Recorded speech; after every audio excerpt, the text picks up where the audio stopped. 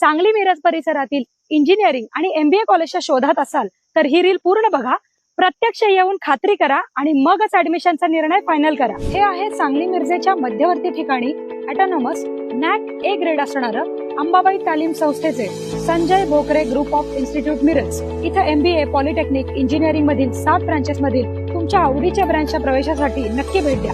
या इन्स्टिट्यूटचं खास वैशिष्ट्य, इथे तुम्हाला उत्कृष्ट शैक्षणिक सुविधा देऊन गव्हर्नमेंटच्या सर्व स्कॉलरशिप तसंच चांगल्या कंपनीत चांगल्या पॅकेजच्या उत्तम प्लेसमेंटची हमी दिली जाते आणि यासाठी लागणारं हँड्स ऑन ट्रेनिंग सुद्धा विद्यार्थ्यांना इथे दिलं जातं। Sports event, cultural event, seminars यामधून विद्यार्थ्यांच्या कलागुणांना पण संधी मिळते। विद्यार्थ्यांसाठी हॉस्टेल, कॉलेज बस या सुविधा आहेत। सुंदर कॅम्पस तसेच अतिशय मानाचा असा radio city business Titans excellence in education award या संस्थेला मिळालाय। अधिक माहितीसाठी डिस्प्लेवर दिलेल्या नंबरला लगेच फोन करा आणि ऍडमिशन घेऊ इच्छिणाऱ्या तुमच्या मित्रमैत्रिणींना आणि त्यांच्या पालकांना हे रील नक्की शेअर करा।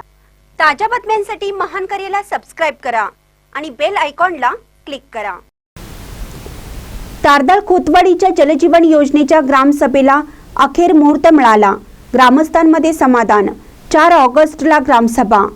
हातकणंगले तालुक्यातील तारदाळ आणि खोतवाडी या 2 गावांसाठी संयुक्तपणे मंजूर करण्यात आलेल्या जलजीवन योजनेच्या कामासंदर्भात 4 ऑगस्ट 2025 या दिवशी ग्रामसभेला मुहूर्त मिळाल्याने या सभेकडे दोन्ही गावातील ग्रामस्थांचे लक्ष लागून राहिलं आहे। 9 जून 2025 रोजी तारदाळ ग्रामपंचायत येथे ग्रामसभेचं आयोजन करण्यात आलं होतं। या ग्रामसभेत 16 जून रोजी जलजीवन योजनेचे अधिकारी, ठेकेदार आणि ग्रामपंचायत सदस्य व ग्रामस्थ यांची जलजीवन योजनेविषयी विशेष ग्रामसभा घेण्याचं नियोजन करण्यात आलं होतं, परंतु विविध कारणांमुळे ग्रामसभा वारंवार पुढे ढकलली जात होती। अखेर 4 ऑगस्ट 2025 रोजी या दिवशी ग्रामसभेला मुहूर्त मिळाला असून या घडामोडीमुळे गावात चर्चेला उधाण आलं आहे। या योजनेमुळे दोन्ही गावांना स्वच्छ आणि मुबलक पाणी पुरवठा होणार असून त्यामुळे नागरिकांमध्ये समाधानाची भावना आहे। याआधी योजनेच्या कामकाजासंदर्भात अनेक अडथळे निर्माण झाले होते। ग्रामसभा न झाल्यामुळे अनेक प्रश्न अनुत्तरित राहिले होते। अखेर 4 ऑगस्ट रोजी ग्रामसभा घेण्याचा निर्णय घेण्यात आला। या ग्रामसभेमुळे योजनेच्या कामास अधिकृत गती मिळणार का, तसेच पारदर्शकतेसह काम सुरू होणार का, यासह अनेक प्रश्नांच्या चर्चेला ग्रामस्थातून उधाण येत आहे।